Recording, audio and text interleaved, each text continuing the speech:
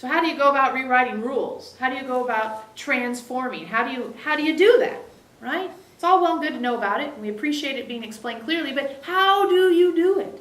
How do you do it?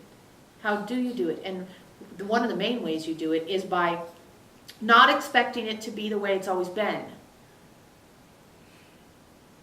It sounds obvious when you say it, but it's not obvious to you guys. Don't expect it to always be the way it's always been. It's always been this, so it should be this going forward, is the survival instinct's lie. The truth of conscious Homo Spiritus living is, I've never been here before, it's all brand new, every possibility is present. I've never been here before. It's all new, every possibility is present, is the Homo Spiritus way of approaching every moment. I've never been here before. Everything is new. All possibilities are present. The survival instinct says, but. And we say, fuck that but. Seriously, that word but is slipping very, very, very rapidly down our list of favorite words. So frequently, anything that follows but is limitation, is fear, is habit, is scary, is can't do, it won't work out. We want you to be very, very, very, very vigilant around this word but. If you find yourself using this word, we want you to very carefully examine what follows. And we are not kidding around about this. If you find yourself saying that word, we want you to be very cautious about what follows. We have not seen this word lead to transformation. It leads almost always to limitation. I want to do so and so and so and so, but I'd like, but, sometimes you might say, I was going to be afraid, but I did something else.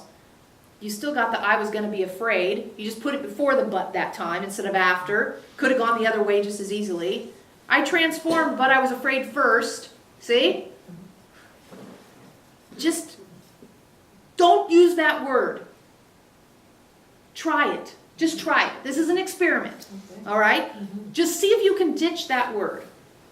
See if you can ditch that word. And while you're at it, watch the because as well, because you know it's right on its heels. But that might be a little too much to handle.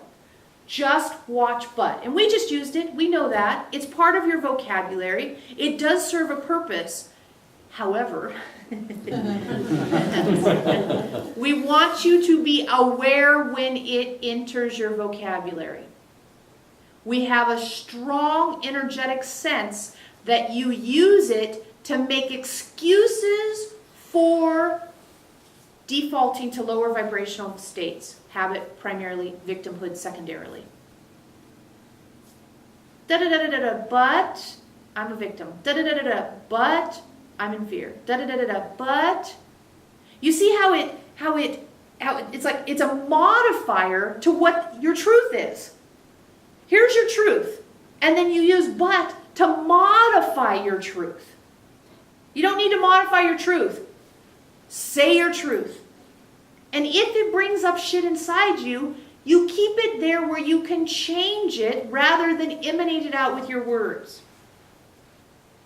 Just try it. It's an experiment. And we think it's going to teach you something very profound about yourself. And those of you who are friends or lovers or partners and share this work with each other, you have a really good opportunity to catch each other using that word and be nice about it. Don't be nasty about it. And allow yourselves to say, oh, I was really doing that thing. I really did that thing. And if you're not somehow diminishing your truth using that word, that'll be interesting to do as well because it'll make you more conscious. So it works either way.